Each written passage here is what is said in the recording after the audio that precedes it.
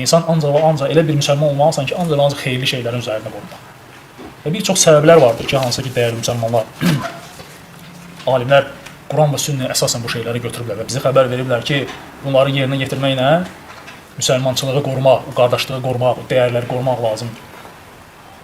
Bu xütbələrə, bu cür mövzulara dəhşət dərəcədə ehtiyac var cəmaatın. Özümüzün Allah haqqı. Mən yenə edirəm, mən yadımdan çıxarmışdım bu hədisi. O hədisi, bu xütbəni hazırlayanda, mövzunu eşidəndə dəhşətə gəldim ki, subhanallah. Mən əvvəllər bu hədisə hər gün eşidirdim. Amma neçə ildir mən bu hədisi eşitmirəm. Xatırlayan yoxdur.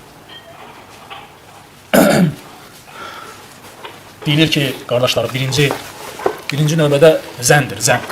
O zən ki, hansı ki, bu günləri yersiz zənlər o qədər çoxalıb ki, müsəlmanların bir-birinə qarşı olan kinini, küdurətini, həsədi, paxıllığı artırır o zən.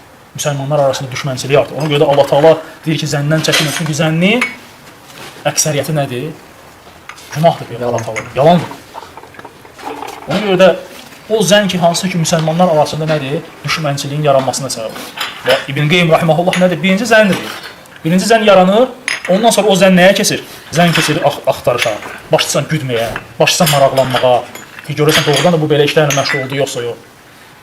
Amma sən birinci növbədə o zənnin qarşısını almalısan qardaşın barəsində ki, sonradan şeytan sənə o qapıları açmasın. Ona görə də dəyərli müsəlmanlar, Muhammed ibn Sirin rahimehullah deyir ki, əgər sənə müsəlman qardaşın haqqında pis bir xəbər gəlsə, onun üçün deyir, üzr, bəraət tapmağa çalış deyir. Əgər ona üzr tapmasan, bu zaman deyir, belədir. Yəqin ki, onun üzrü var, sadəcə mən bilmirəm.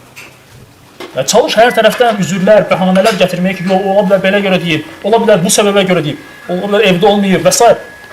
Əgər deyib, bunları tapmasan, deyilən ki, ola bilər onun üzrü var, sadəcə mən bilmirəm. Amma biz nədir? Dərhal pis fikirləşir. Dərhal beynimizdə şeytan o dəqiqə pis fikirləri bizə salır ki, bu belədir, filan şey belədir. Həmçinin zən barəsində İbn Məsud radiyallahu anh deyir ki, malı oğurlanmış kimsə, malı oğurlanmış bir kimsə.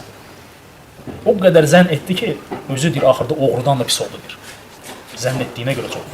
Malı oğurlanıb, fikirləşir filan kəs oğurlayıb. Fikirləşir, yox, bəlkə oğursa oğurlayıb, bəlkə mənim qohumum gəlib evimə, bəlkə filan qohum elib, bəlkə yox, o dostlarım gəlmişdi. O qədər deyir, onun barəsində zənn edir ki, axırda deyir, özü nədir, oğrudan da pis olur. Günahlarla, çünki başda insanlar haqqında pis fikirləşmir. Ona görə də o zən ki sənə gəlir, dərhal onu etməlisən, dəf etməlisən. Dərhal, əgər müsəlman barəsindədirsən. Dünya məsələlərdə dəyərli müsəlmanlar bizim aramızda müxtəlif fikirlər ola bilər, amma dində yox. Ona görə də zən gəlirsə, o zənni mütləq nədir? Kənara atmalı.